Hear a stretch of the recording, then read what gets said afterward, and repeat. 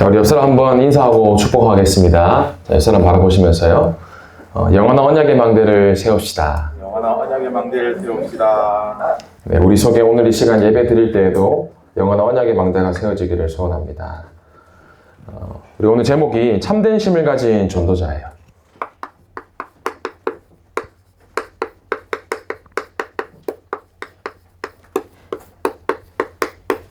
저와 여러분에게 세상이 줄 수 없는 참된 평안과 쉼이 회복되어지는 예배가 되길 바랍니다. 지난주 말씀이 영원한 언약의 망대라는 말씀이었어요. 그러면 영원한 언약의 망대, 여기 핵심이 뭐냐? 이 언약이라는 거죠. 이 언약을 내 속에 흔들리지 않도록 세워나가라. 그러면 언약이 있어야지 우리 속에 언약의 망대가 세워지는데, 하나님이 우리에게 첫 번째 주신 언약, 예수가 그리스도시고 여자의 손이 뱀의 머리를 상하게 할 것이요. 이미 답은 주고 끝내셨어요. 그러면 내가 하나님과 함께하는 그 비밀 속에서 내게 주신 언약은 무엇이냐라는 거예요. 그럼 언약이라고 했을 때 여러분들 여기 신앙생활을 오래 하지 않은 렘넌트도 있기 때문에 이 언약이 뭐라는 거예요. 우리 예배를 드리고 말씀을 듣고 다락방을 할 때 이 단어를 많이 들을 겁니다.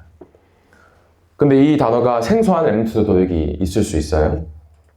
이 언약을 조금 의미적으로 보면 의미가 어떤 것을 가지고 있냐면 하나님과 1대1 서약을 통해 결속을 확정하는 약속을 언약이라고 해요. 하나님과 1대1로 맺는 약속을 언약이라고 합니다. 그럼 렘넌트들이 하나님과 이 언약이 있어야 돼요. 그럼 전사님 이 언약을 어떻게 찾을 수 있나요? 오늘 나중에 포럼 하시는 시간 있잖아요. 뭐 선생님께 물어보세요. 선생님이 가지고 있는 하나님과의 1대1 언약이 뭐예요? 그럼 선생님이 이렇게 얘기해 주실 겁니다. 지금 전사님 저는 언약을 아직 잘 모르겠는데요?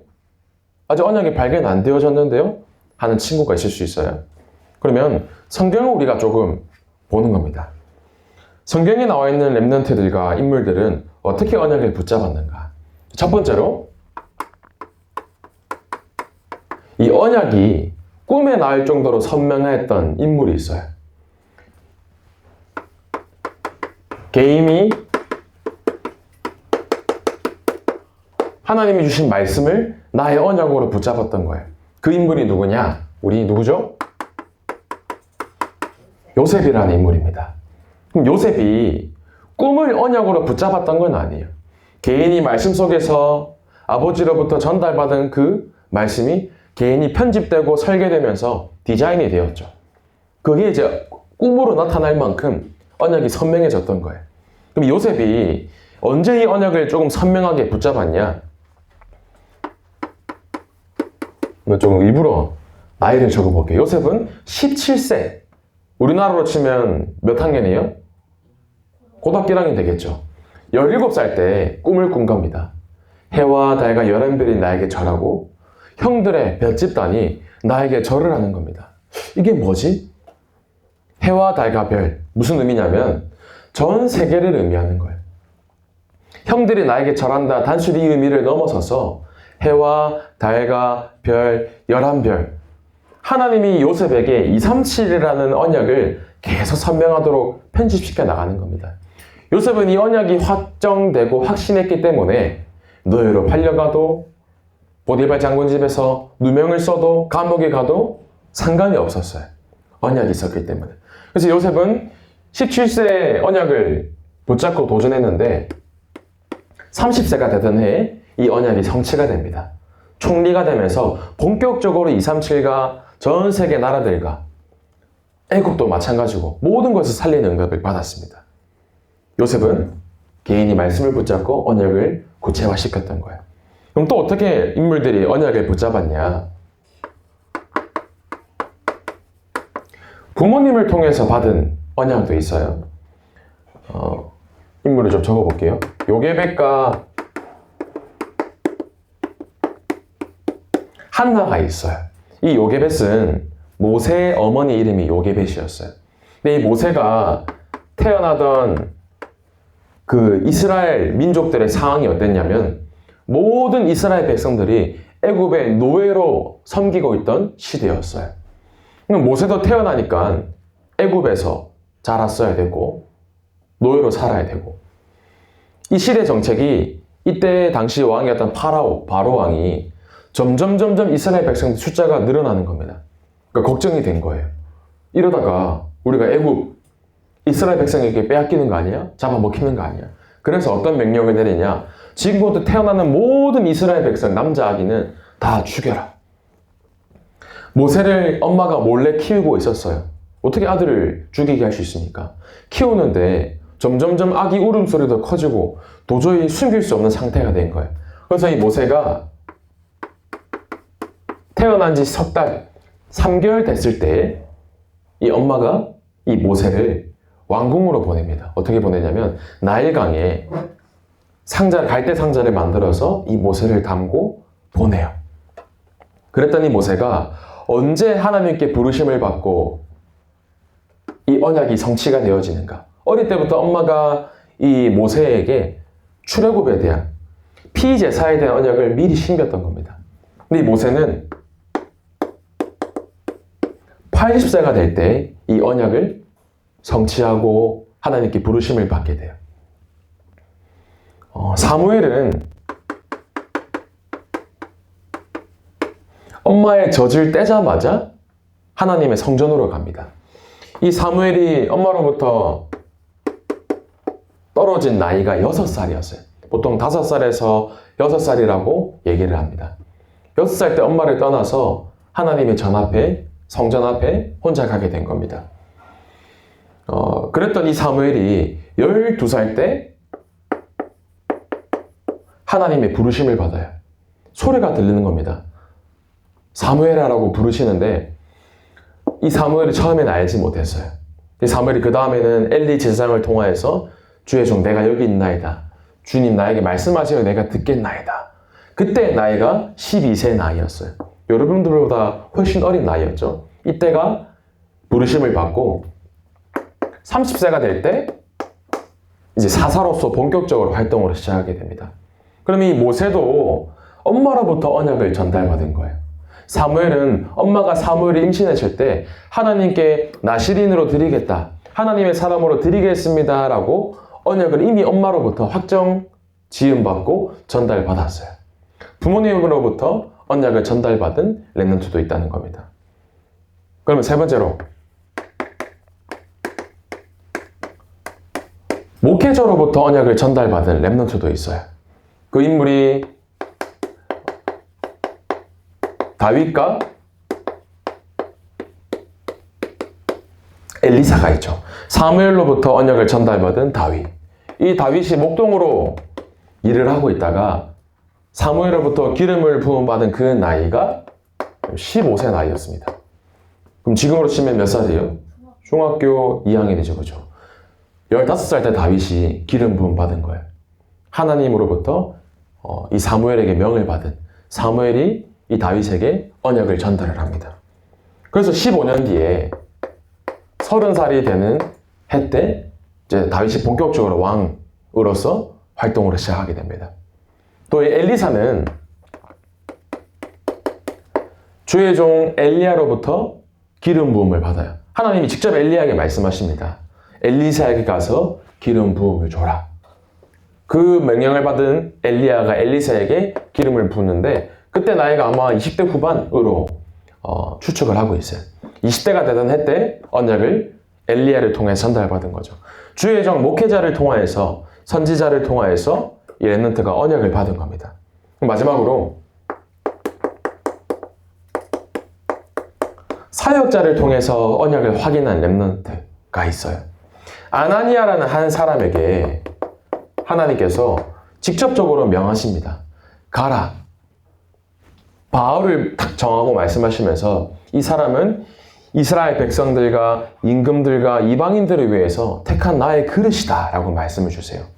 여러분 잘 생각하셔야 돼요. 이 언약을 하나님께서 바울에게 직접 주지 않으셨어요. 어떻게 하시냐면 바울이 다메섹에서 그리스도를 직접 만납니다. 예수님이 사울아 사울아 부르시는 겁니다. 주여 누구시나이까? 나는 네가 핍박하는 예수라. 바울을 직접적으로 건드리시고 만나게 하신 분은 예수님이셨어요. 그런데 이 바울에게 언약을 전달한 사람은 누구냐? 아나니아예요. 하나님 예수님께서 아나니아를 부르시고 바울에 대한 언약을 주십니다. 이때 이 바울의 나이가 다메섹에서 그리스도를 만난 나이가 34세였어요. 그리고 34세 때 이 아나니아를 통하여서 바울이 훈련도 받고 양육도 받고 언약이 선명하게 된 거죠. 오늘 조금 나이를 적었는데 언약을 어떻게 붙잡냐 여러분들.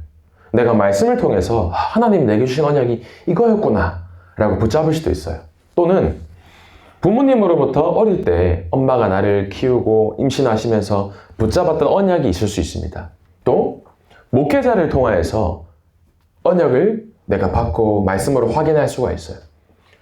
또 사역자를 통해서 하나님 주신 언약을 내가 깨닫고 찾을 수가 있습니다. 근데 보면 나이들이 있어요. 물론 조금 나이가 많은 분도 있지만 대부분의 랩런트들을 보면 요셉 고등학교 1학년 때죠. 그리고 모세는 나이가 3달밖에 안 됐을 때 이미 언약을 붙잡고 있었어요. 사무엘도 6살 때 성전으로 가면서 12살 때 하나님으로부터 직접 음성을 듣고 언약이 구체적으로 선명하게 변하는 시간이 있었죠.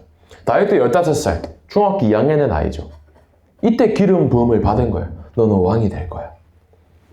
그러면 잘 생각해 보세요. 언약이 무엇일까? 직업이 언약이 아닙니다, 여러분들. 언약이 무엇인가? 하나님이 나에게 진짜 원하시는 게 무엇입니까? 지금 이 청소년 때 붙잡은 랩런트가 있다면 하나님이 그 언약을 점점점 구체화하시면서 그 언약대로 여러분들의 인생을 설계하시고 디자인하시고 이끌어 가신다는 겁니다. 그래서 너무너무 중요한 게 여기 있는 랩런트들도 너무 중요하고 나와 함께 팀으로 있는 선생님도 너무너무 중요해요. 선생님으로부터 하는 포럼과 내용이 내게 어떠한 말씀으로 붙잡아지고 언약으로 바뀔지 이게 너무 중요하다는 거예요. 마찬가지로 전사님 부족하지만 주의 종, 연약한 주의 종을 통해서 주시는 말씀. 하나님은 우리를 하나의 팀으로 왜 부르셨냐? 결국은 이 언약을 성취하기 위해서 우리를 부르셨다는 겁니다. 예배를 통하여서도 여러분의 삶을 통하여서도 이 언약이 선명하고 구체화되어지는 우리 모든 증인들 되기를 진정으로 축복하고 소원합니다. 그래서 여러분들 오늘 본론으로요. 참된 쉼을 가진 전도자라는 제목인데 사람들이 쉼이 없어서 방황하고 죽어가는 겁니다. 어떤 사람들의 모습이냐? 수고하고 무거운 짐을 지고 있다고 오늘 본문 말씀 읽었죠. 모든 사람들이 수고하고 무거운 짐을 지고 각자마다 인생을 살아가는 겁니다. 그럼 이 수고하고 무거운 짐이 무엇이냐? 마음에 참된 평안과 안식이 없는 겁니다. 돈이 많으면 마음이 편안할 것 같아요. 그런데 아니에요. 5월달에 가장 이슈가 뭐냐? 세 가지라고 합니다. 한 개는 그 피식대학 사건. 그래서 옛날에 설교 때 얘기했었는데 이렇게 이슈가 되고 있어요. 또 지난주부터 쭉 들려오는 기사가 한 유명한 가수가 이제 음주 사건을 일으켜서 뺑소니를 하고 경찰에 잡혀가는 걸 봤는데 인터뷰를 들어보는데 무슨 인터뷰냐? 경찰이랑 조사를 하는데 본인이 직접 고백을 했어요. 하루라도 자기는 술을 마시지 않으면 안 된대요. 보면서 얼마나 오래된 상처와 각인과 뿌리 체질이 있었을까. 술을 마시면 자지도 못하고 삶이 끝나지 않는 본인의 오래된 삶이었다는 겁니다. 보니까 돈도 너무너무 많이 벌었어요. 천문학적인 돈을 벌었을 만큼 한 번 콘서트 할 때 수십억을 번다는 겁니다. 젊은 엄마들, 젊은 사람들에게 인기도 많고 사랑도 많이 받고 본인도 이제 어느 정도 높은 위치에 올라갔는데 본인의 오래된 문제는 뭐냐? 마음에 진짜 안식이 없는 거예요. 술을 먹지 않으면 안 되는 상태. 세상 사람들의 모습이 이렇다는 겁니다. 그러면서 정신에도 문제가 오기 시작해요. 정신적으로 문제가 온다. 요즘 정신 문제를 가진 사람이 얼마나 많은지요. 뭔가 분열되고 분산되어 있고 심지어는 도저히 내 힘으로는 해결할 수 없는, 지난주에도 신병에 대해서 얘기했잖아요. 내 몸이 이유 없이 아픈데 병원에 가는데 의사 소견이 안 나오는 겁니다. 네? 내린 곳을 받아야지만 해결되는 상태. 전사님 사역을 했는데 이번 주도 랩런트가 얘기하는 겁니다. 선생님 뭔가 보인다는 거죠. 뭔가 흐릿한 형체가 보이고 알고 보니까 그게 귀신인 거죠. 그리스도 이름 아니면 이 문제가 절대 해결될 수 없다. 그리스도 이름 선포하니까 귀신이 떠나가는 거예요. 랩런트는 이제 포럼을 나누는데 여러분 이 문제를 가지고 모든 세상 사람들이 살아가고 있어요. 이 모습 가지고 어떠한 증거가 있냐? 점점점 삶에 여유가 없으니까 조급해지는 겁니다. 조급해지면 반드시 염려가 생겨요. 염려가 생기면 어떠한 상태가 되냐? 불신앙에 빠지게 됩니다. 그럼 마음과 정신, 영적으로 수고하고 무거운 짐, 문제를 가진 자들의 특징이라는 거예요. 삶에 여유가 없고 이 여유라는 것이 뭐 경제적인 여유, 시간적인 여유를 말하는 게 아니라 참된 여유. 결국은 이 마음속에 쉼이 없는 거예요. 나에게 진짜 쉼이 없는가, 있는가? 여러분들 확인해 보는 겁니다. 나는 진짜 나에게 참된 평안과 안식과 쉼이 있는가? 그럼 왜 이런 마음 문제, 정신 문제, 영적인 문제가 모든 사람들과 심지어는 교회를 다닌다고 하는 사람들에게까지 전달되어지는가? 그 이유가 분명히 성경은 얘기하고 있어요. 우리의 과거의 모습이 하나님을 떠난 상태로 살아왔기 때문에 엄마를 잃은 아이에게는 염려와 조급함과 두려움이 올 수밖에 없어요. 마찬가지로 하나님을 떠난 사람에게는 올 수밖에 없는 문제라는 겁니다. 에베소서 2장 1절에서 3절이에요. 그는 허물과 죄로 죽었던 너희를 하나님을 떠나서 허물과 죄로 죽었기 때문에 세상 풍조를 따르고 공중권세 잡은 자 사단 마귀에 붙잡혀서 인생을 살아갈 수밖에 없는 하나님을 떠난 인간의 모습이라는 겁니다. 그러니까 사람들이 이것을 어떻게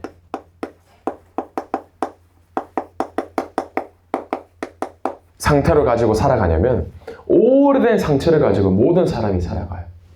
상처를 치료하지 않으면 곪고 물집이 생기고 염증이 생기고 점점점 병이 커지게 되겠죠. 이 진짜 상처가 해결되지 않았는데 사람들은 이것을 메꾸는 겁니다. 좋은 집으로, 좋은 차로, 좋은 명예, 스펙을 가지고 이거를 메꿔보려고 해요.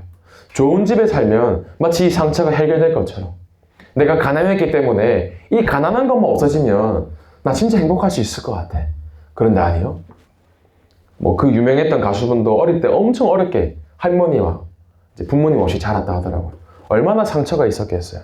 그런데 돈이 생겼으면 해결이 되어야 될 건데 해결이 되지 않는 겁니다.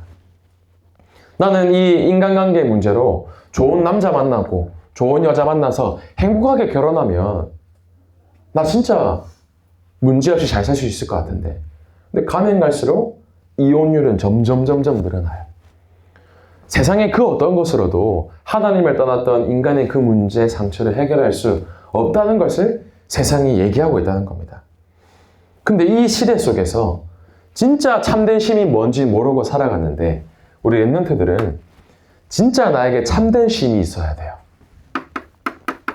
잠을 많이 잔다고 나에게 쉼이 생기는 게 아닙니다. 어제 이제 지호가 복음 전했던 친구 집에서 자고 왔어요. 전사님 얘기했거든요. 지호야, 그래, 친구랑 집에서 잤으니까 뭐 친구가 오늘 1부 예배 참여하기로 했어요. 그래서 전사님이 1부 예배 데리고 가도 괜찮으니까 중고등부 예배는 뭐 무리하지 마라. 근데 본인이 아침 6시에 일어나서 다시 자기 집에 돌아가서 씻고 왔더라고요. 지금 정신이 없습니다, 지금.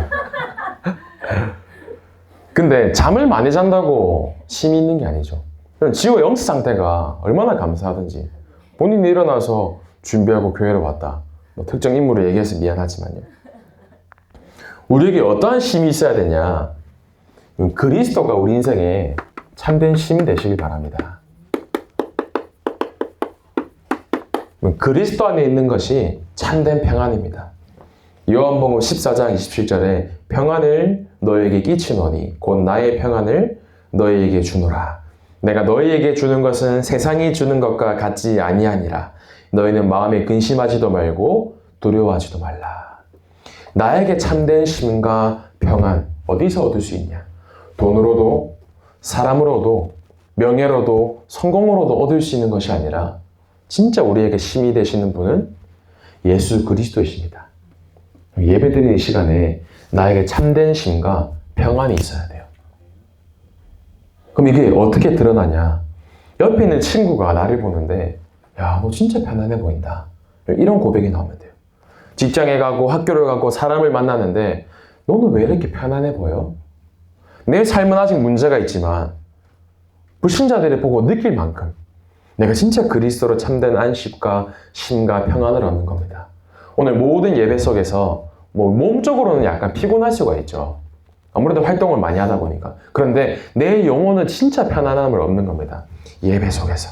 그래서 내 삶 속에 하나님이 주시는 평안함이 없으면 나에게 참된 쉼이 없는 겁니다.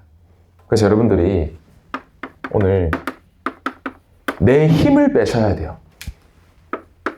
수영을 할 때 사람들을 보면 내 몸에 힘이 잔뜩 들어가면 힘을 주면 줄수록 내가 힘을 줘서 팔을 젓고 다리를 저으면 저을수록 물에 점점점 들어갑니다.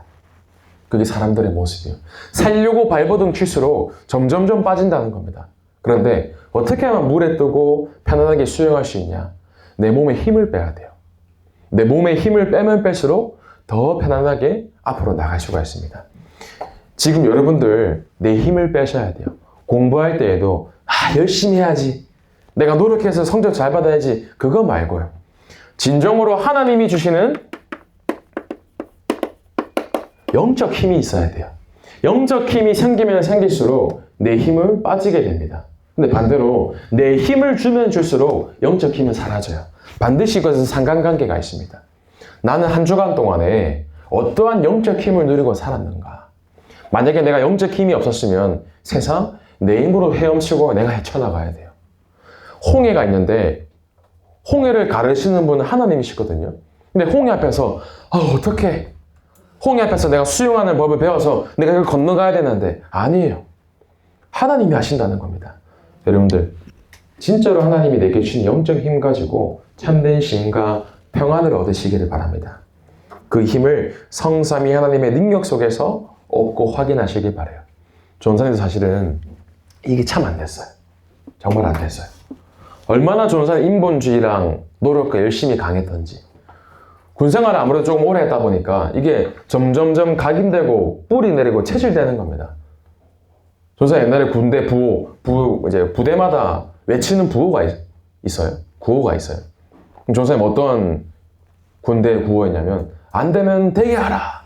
매일 아침마다 이거 외치는 겁니다. 아침에 이제 점호하고 할 때 앞에 서서 자, 구호 시작! 안 되면 되게 하라! 이렇게 해서 하루를 시작했어요. 이게 알게 모르게 나에게 계속 들어가는 겁니다. 뭔가 일을 처리하고 할 때 맨날 위에 계신 상급자가 안 돼? 되게 해봐. 예, 알겠습니다. 어떻게든 되게 했어야 돼요. 내 힘으로 안 된다? 수단과 방법을 가리지 말고 어떻게든 해내. 그게 전사님 군생활이었어요. 근데 이게 알게 모르게 전사님이 삶이 되는 겁니다. 그래, 하면 돼. 안 되면 되게 하면 돼. 불가능은 없다. 근데 전사도 인생을 오래 살진 않았지만 뼈저리게 느끼는 게 있어요. 뭘 느끼냐? 내 힘이면 안 되는 거구나. 내 힘이면 내 힘을 내고 내 힘을 쓸수록 점점 밑으로 빠지는 겁니다. 랩런트들이 이 청소년 시절 때부터 하나님이 주시는 힘 가지고 도전해야 돼요. 내 힘과 내 열심, 내 노력을 완전히 내려놓고 성삼위 하나님의 능력 속에서 여러분들이 세상 앞에 도전하시길 바랍니다. 그러면 그 힘을 내가 진짜 구체적으로 얻는 방법이 있습니다. 말씀이 아니면 참된 답을 얻을 수가 없어요. 내가 가지고 있는 문제, 사건, 말씀 속에서 하나님이 진정한 답을 주십니다. 그럼 내가 이 힘을 어디서 진짜 얻을 수 있냐? 내가 그 붙잡은 말씀을 가지고 힘을 얻는 거예요. 기도하는 사람에게는 하나님이 그 권세를 사용할 수 있는 능력을 주신다 말씀하십니다. 내가 권세를 가지고 있지만 이 권세를 묵혀두면 썩어 없어지는 겁니다. 그런데 이 권세를 어떻게 사용하고 누릴 수 있냐? 기도라는 방법이 있는 겁니다. 기도로 참된 힘을 얻으시면서 내가 가지는 그 힘을 가지고 세상에 참된 답과 힘을 주는 진짜 무엇이 길인지 말하는 전도의 축복을 누리는 거예요. 말씀, 기도, 전도. 이것이 여러분들의 참된 쉼과 평안을 얻는 진정한 방법입니다. 그래서 오늘 결론이에요.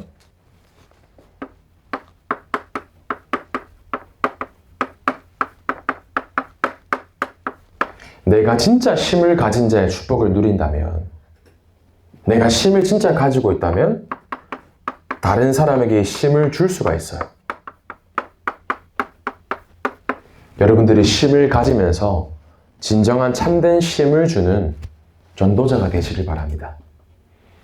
나 혼자 가지고 있는 쉼이 아니라 이 쉼이 필요한 사람들에게 쉼을 전달해 줄 수 있어야 돼요. 사람에게 사람의 말로 힘을 얻고 쉼을 얻으려고 하면 절대 불가능합니다. 하나님, 나에게 오늘 왜 이렇게 힘이 없나요? 하나님, 내 마음속에 왜 이렇게 여유가 없어요, 하나님? 하나님, 나는 왜 이렇게 쫓기는 것 같죠? 하나님, 나에게 진정한 평안과 쉼을 주세요. 여러분들이 진짜 고백하면 하나님이 참된 평안을 주십니다. 저는 중고등 생활을 지내왔기 때문에 얼마나 힘든 줄 알아요. 솔직한 말로 예전에 계시는 어머니들, 할머니들 세대 지금 공부양 따라오지 못해요. 전에 학원 원장님과 오랫동안 전문인 다락방을 한 적이 있어요. 이 학원 원장님이 하시는 말, 전사님, 그분도 나이가 꽤 있으셨거든요. 50대 후반.